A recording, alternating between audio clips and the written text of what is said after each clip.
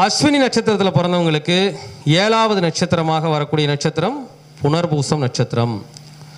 அப்போ புனர்பூசம் நட்சத்திரம் அப்படிங்கிறதுக்கு என்ன உணவு தானம் கொடுக்கலாம் அப்படின்னா, பூனைக்கு பால் சாதம் வைக்கணும். எப்போ செய்யணும்? புனர்பூச நட்சத்திரத்தில் செய்யணும். அப்போது அஸ்வினியில் பிறந்திருக்காங்கன்னா நான் முதல்ல ஒரு எக்ஸ்பிளேஷன் கொடுத்துட்றேங்க. ஒருத்தர் அஸ்வினியில் பிறந்திருக்காங்கன்னா அவங்களுக்கு புனர்பூச நட்சத்திரம் 7வது நட்சத்திரம். அந்த புனர்பூச நட்சத்திரத்தில் திசையோ புத்தியோ ஏதாவது ஒரு வரும் இல்லைங்களா, அப்போ கண்டிப்பாக செய்யணும். இது ஒரு கணக்கில் வச்சுக்குங்க. அப்போது அஸ்வினி நட்சத்திரம் பொறுத்தவங்க புனர்பூஷத்தில் கிரகம் இருந்தாங்கிறது மென்ஷன் பண்ணல, நீங்களாக மென்ஷன் பண்ணிக்கோங்க. அஸ்வினி நட்சத்திரத்துக்கு 7வது நட்சத்திரமாகிய புனர்பூஷத்துக்கு பூனைக்கு பால் சாதம் தானம் கொடுக்கணும். அஸ்வினி நட்சத்திரத்துக்கு 22வது நட்சத்திரத்திற்கு திருவோணம் வருகிறது. திருவோணம் நட்சத்திரம் அன்று இட்லி கேசரி தானம் கொடுக்கணும்.